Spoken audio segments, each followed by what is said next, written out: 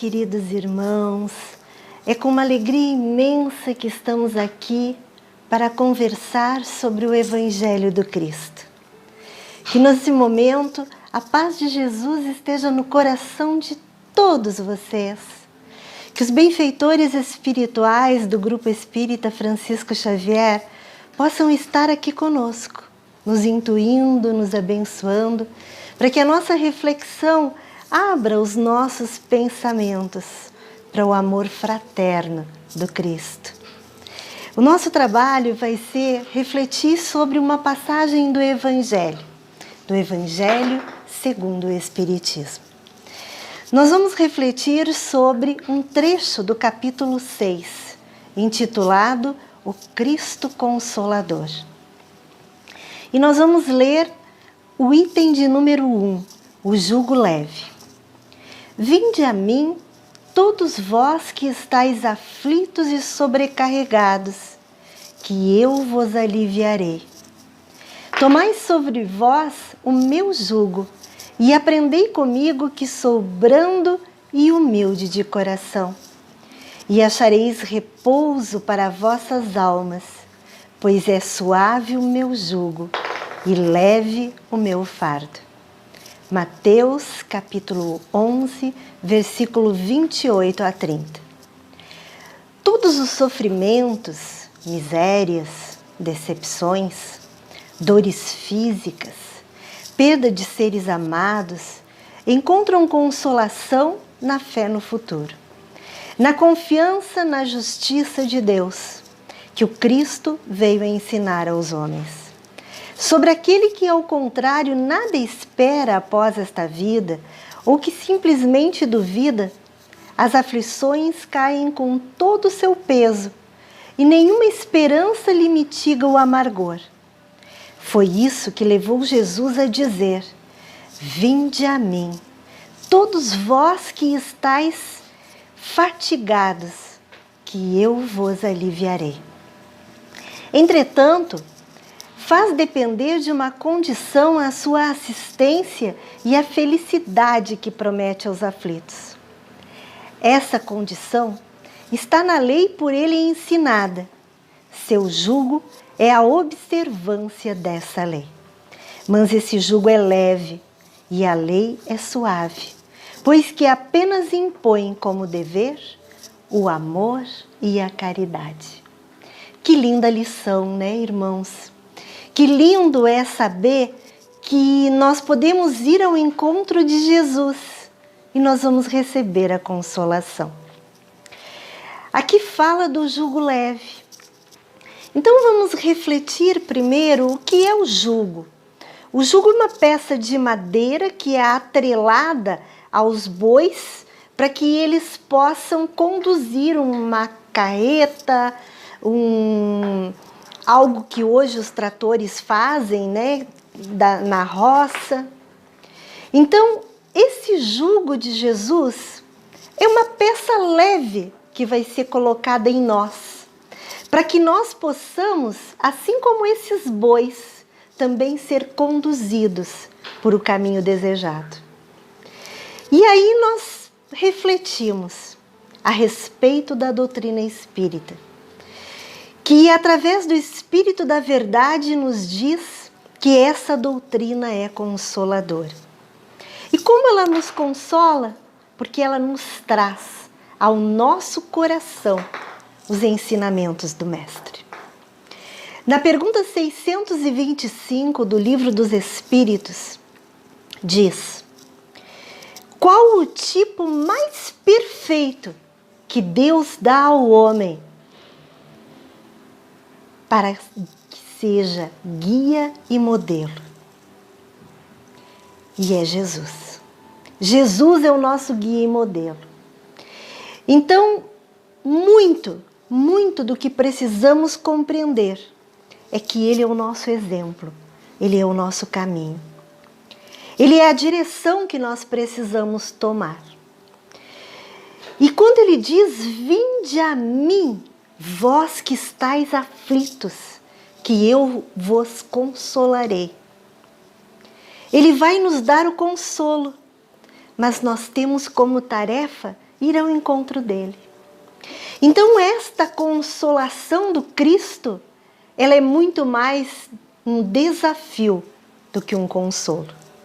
Porque para que nós possamos ser consoladas, nós precisamos ir ao encontro de Jesus.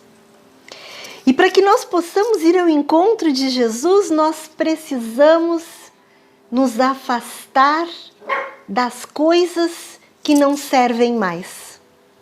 Das coisas que nos tiram da direção. Nós precisamos nos desvencilhar dos pensamentos negativos, do medo, da ansiedade desvairada. Nós precisamos desenvolver a nossa fé. E quando nós pensamos no Cristo como Cristo Consolador, nos vem à lembrança uma passagem evangélica, numa das tantas curas que Jesus protagonizou na sua caminhada, que é a cura do paralítico, que estava do lado do tanque de Betesda. Um homem que há 38 anos estava atrelado, paralítico. Jesus o olha, pergunta se ele quer ser curado. E nesse instante, ele diz a ele: levanta, pega a tua esteira e anda, segue o teu caminho. Então, se nós formos pensar nesse Cristo que consola, nós vamos perceber que quando ele diz para o paralítico, levanta, ele está consolando.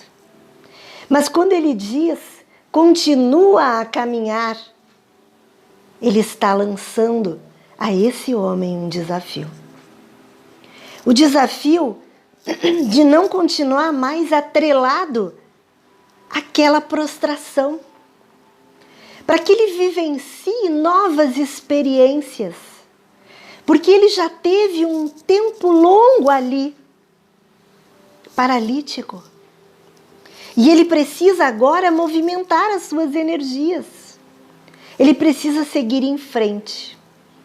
Isso nos recorda que não estamos aqui na Terra, esse planeta ainda de provas e expiações, para contemplarmos a natureza belíssima que Deus criou. Estamos aqui para nos refazer. Estamos aqui para dar continuidade ao nosso caminho de aperfeiçoamento, de evolução espiritual. Por isso que essa doutrina espírita, ela é tão consoladora, porque ela nos mostra que nós temos a oportunidade de retornar com um novo corpo físico, tantas e tantas vezes quantas forem necessárias, para que a gente seja melhor, para que a gente faça a lapidação de tudo aquilo que está equivocado no nosso jeito, na nossa maneira de pensar, nas nossas atitudes. E aí nós podemos também refletir em cima daquele que foi uma grande transformação de atitudes quando recebeu o Cristo, quando foi até Ele, venceu todos os conflitos íntimos que tinha e, indo ao encontro de Jesus, conseguiu ser o apóstolo dos gentios, Paulo. E Paulo, na segunda carta aos Coríntios, ele diz que o amor do Cristo é constrangedor. Por que o amor do Cristo nos constrange? Porque ele nos desafia. Ele nos desafia a todo instante a nos transformarmos, a mudarmos os nossos pontos de vista.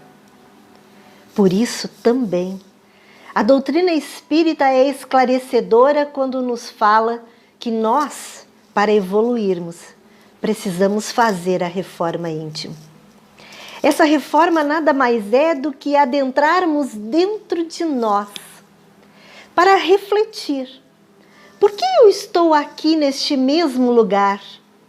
Por que eu estou igual ao paralítico de Betesda, 38 anos, estagnado? Porque eu precisava de um tempo para refletir.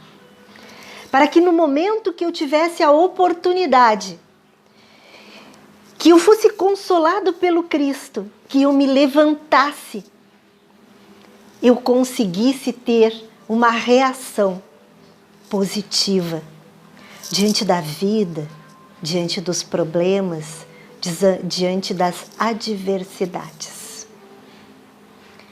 Muitas e muitas vezes, nós nos revoltamos com as nossas adversidades.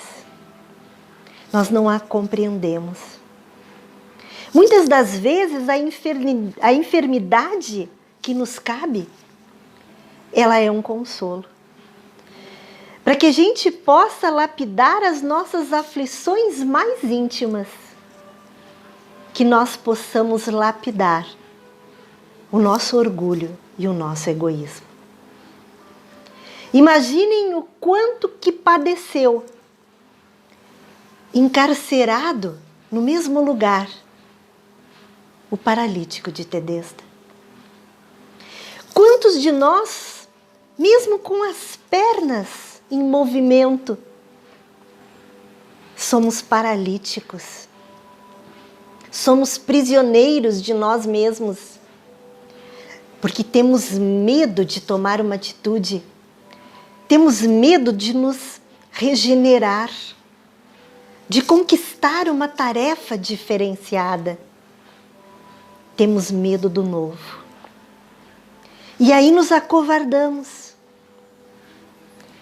Muitas vezes o consolo nos é dado num sentimento de tristeza inenarrável quando perdemos os nossos entes queridos. E muitas vezes, nesse sofrimento, nessa dor da perda, nós estamos aprendendo a sermos desapegados, a compreendermos que estamos aqui numa missão que não é uma missão assim tão grandiosa a nível do universo. Talvez não sejamos o ganhador de um prêmio Nobel, mas nós estamos aqui na missão de reconstrução de nós mesmos, da reconstrução do nosso espírito, da lapidação desse diamante bruto, que para ser lapidado ele precisa do remédio da dor. O Evangelho do Cristo nos alerta: a dor é o remédio. Se nós vivêssemos só em contemplação, nós não conseguiríamos perceber a grandeza do retorno, a grandeza da paz que nos acolhe no momento que nós reconhecemos dentro de nós as qualidades que estão ali, inertes, como germes que precisam ser regados, alimentados. Alimentados, como disse no Evangelho, com um único dever: o amor e a caridade. E nós só conseguiremos saber como desenvolver esse amor e essa caridade se nós olharmos por Cristo, se nós irmos ao encontro dele, se nós pensarmos na sua trajetória. Durante 3 anos ele evangelizou. E se nós formos analisar que ele caminhava a pé para ir ao encontro das pessoas que necessitavam do seu amor, da sua bondade, que necessitavam que o seu espírito fosse curado, talvez a gente possa reduzir esses 3 anos para pouco mais de 1 ano e meio. E ele conseguiu. No caminho que ele trilhou, ele teve inúmeras dificuldades. Ele teve vicissitudes tais que qualquer um de nós teria jogado a toalha muito antes de começar a caminhada. Mas ele foi adiante, porque ele sabia da sua missão e porque ele confiava no seu Pai, no nosso Pai, naquele que está ao nosso lado e que não fica longe e que não precisamos procurar nos mares profundos. Quando nós vamos ao encontro de Jesus, quando nós mexemos com o nosso altar íntimo, nós encontramos Deus dentro do nosso coração. E toda vez que estivermos necessitados, e toda vez que tivermos assoberbados de problemas de toda ordem, de perdas afetivas, de perda da saúde, de perda material, que nós possamos ir ao encontro desse Jesus, porque através dele nós vamos ser consolados. Ele vai dizer para nós: levanta, não fica aí acovardado, não sofre desnecessariamente, tu tem condições. Existem dentro de ti qualidades que se assemelham àquelas qualidades da perfeição absoluta de Deus. Vamos à luta, vamos trabalhar na nossa melhora íntima. Vamos acreditar nesse Pai que nos assiste. A verdadeira caridade é o amor. Muitas vezes nós nos acovardamos de fazê-la porque achamos que não temos o necessário para oferecer. Mas se reunirmos dentro de nós tudo aquilo que temos, nós conseguimos acalentar a dor do nosso irmão. Jesus nos ensina a amar o nosso irmão como nós queremos ser amados, como nós queremos ser assistidos.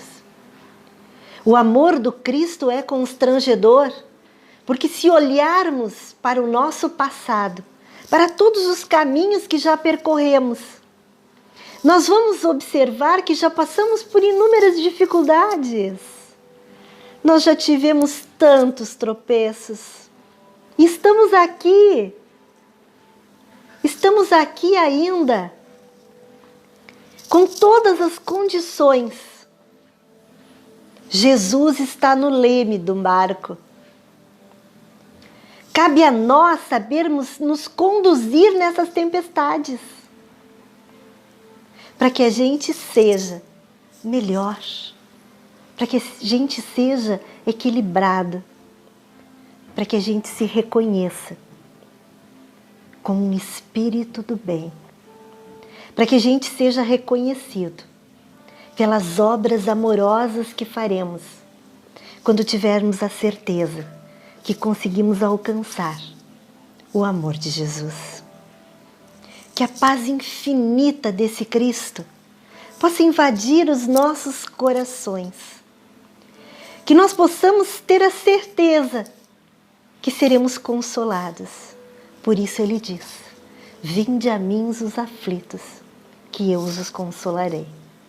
Eu os darei a paz, eu os darei o equilíbrio. Basta nos transformarmos.